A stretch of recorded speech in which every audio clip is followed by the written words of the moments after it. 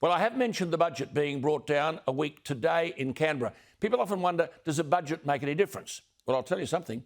There's one sector that will have all eyes on the budget, and I suspect may be profoundly disappointed. This is the aged care sector. It touches, either today or tomorrow, almost every family in Australia. We have almost 3,000 aged care homes, almost 200,000 residents. They've got over 1 million family members, 300,000 employees. We've had a Royal Commission into all of this. The final report was in February. 148 recommendations to improve the quality of care. The Prime Minister said, following the Royal Commission, his government would offer a comprehensive response and then promised $452 million as an aged care injection. Many, many times more than that will be needed to address what the Royal Commission has called, quote, substandard care and abuse pervading the Australian aged care system, unquote. It found at least 1 in 3 aged care residents had, quote, suffered substandard care. 1 in 5 had been assaulted, prompting the report to state, and I quote, this is a disgrace and should be a source of national shame. It said, older people receiving aged care should be safe and free from abuse at all times. It said, there's a clear overuse of physical and chemical restraint in residential aged care, unquote. And I must say this, the Royal Commission's report revealed that many nursing home residents were malnourished and left to sit in their faeces like babies because staff were too busy to take them to the toilet. The report found the aged care system is, quote, understaffed and the workforce, quote unquote, underpaid and undertrained. This is more than a crisis. The Royal Commission found that half the elderly people living in nursing homes had dementia, yet, quote, we're deeply concerned that so many aged care providers do not seem to have the skills and capacity required to care adequately for people living with dementia, unquote. But as the Royal Commission found, quote, residential aged care is often a person's final place of residence before they die. People at the end of their lives should be treated with care and respect. Their pain must be minimised, their dignity maintained and their wishes respected, unquote. One option proposed is for an additional income tax levy for aged care. The Treasurer said he's not keen on raising taxes to pay for aged care, but something's got to give here because by 2050, it's estimated that 1 million Australians will be employed in aged care. But the entry-level pay for an aged care worker is $21.09 an hour, lower than for a supermarket shelf stacker. In fact, workers in aged care are being paid $15 an hour less than an equivalent carer in the disability sector. Now we're in the world of competing interests. The childcare sector will be at government for more money, as will the disability sector, and understandably, significant sectors of the Australian economy that were smashed by the government's response to coronavirus. But on top of the issue of residents in aged care, there's also the question of home care. One of the key recommendations of the Royal Commission was that people will be allowed to stay in their homes longer and receive care there if they choose, rather than moving into a residential facility. But in 2019, we were told that almost 30,000 older Australians died or were forced into aged care homes while waiting to be approved for home care packages. These are taxpayer funded, designed to help older Australians stay in their home. But the waiting list is so long that thousands of people are dying or being forced into nursing homes before they see any money. The Royal Commission found that more than 44 seniors a day, over 16,000 a year, died waiting for their home care package. And the average waiting time for in-home care is 14 months. I wonder if it was the politician or his family, would there be a 14 or 20-month wait? A source familiar with discussions held by the government has argued that the budget will provide, quote, a comprehensive response.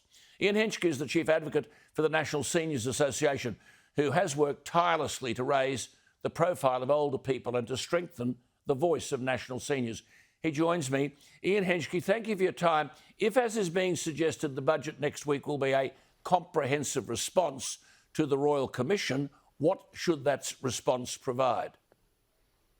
Well, firstly, Alan, I'd like to say you've done your homework very well. You've got your head around that last 2 years of aged care Royal Commission recommendations extraordinarily well. Thank you. And when you see those points laid out like that, then you realise that what Scott Morrison promised on day one when he announced that Royal Commission was that he would restore faith in the aged care system. It will not be done by a $450 million injection or by what they're talking about, which is a $10 billion package. Now, the reason that I say that is because the leak that we've heard is Ian, $10 just billion. interrupting there. The $10 billion, of course, is over the forward estimates. So, I mean, we're talking about... It's over 4 years. Yeah, $2.5 billion a year. I mean, that's got nowhere near going to answer the concerns. No, and this is where we've got to come back to what we've learnt in the Royal Commission. Now, you might remember it began in Adelaide. It began, well, virtually 2 years ago, almost, you know, and what we heard was that the amount that would be required to fix the home care wait list was a figure of $2.5 billion a year. So, in other words, that $10 billion that we've heard would be enough to fix the home care wait list. That's not enough home care. to fix the That's whole home problem. Care. That's it. That's home care. So, that's not aged care homes. Yeah. Now let's take this business of the wages you talked about before, and you're absolutely right. $21 is the basic wage for these people. Now, if you want somebody to work and do the sort of caring work we're talking about, I would suggest that closer to $30 an hour would be better. Now, that's 1/3 more in wages. So if you then work out the number of people working the sector and 1/3 more, you're going to come up with another couple of billion, roughly, a couple of billion. Then you want to train them and you want to have nurses in nursing homes, another couple of billion. So you can see very quickly, Alan, that the figure, the most basic figure, would be around $7.5 billion that you'd need to put in. Now, I'll give you another piece of information. Just to interrupt you there, to confirm what you're saying. I mean, the Royal Commission found 57% of residents are in nursing homes with staffing that would rate only 1 or 2 stars.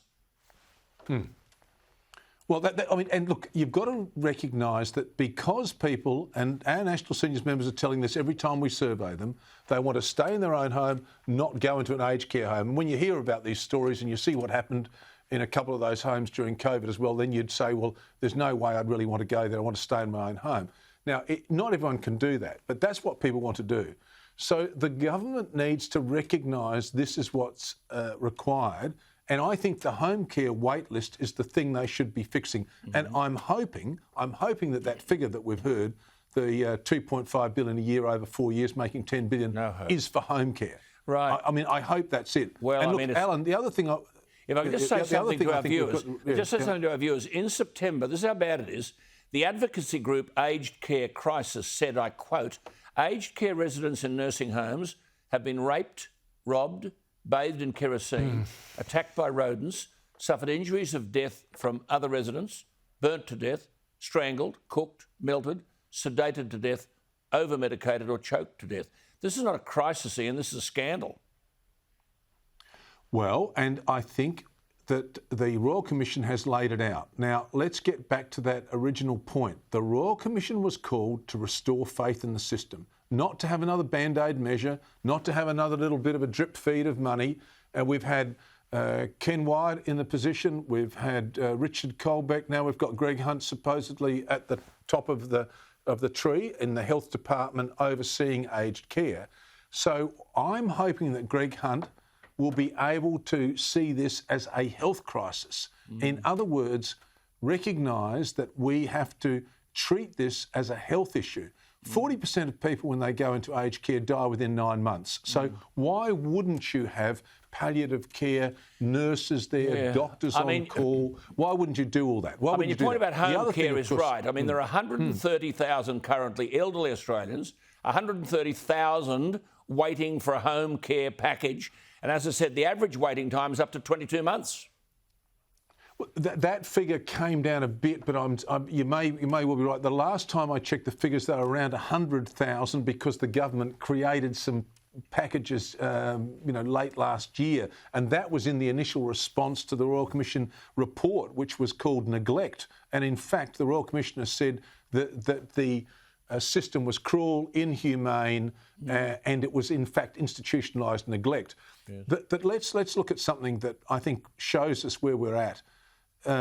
If you look at comparable countries in the OECD, you will find that they spend twice as much on aged care.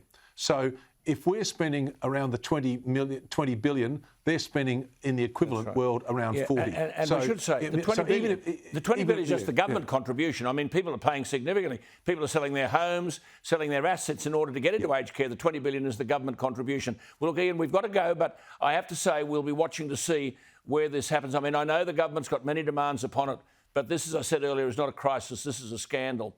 Thank you for your input. Thank you for your time. We'll talk again.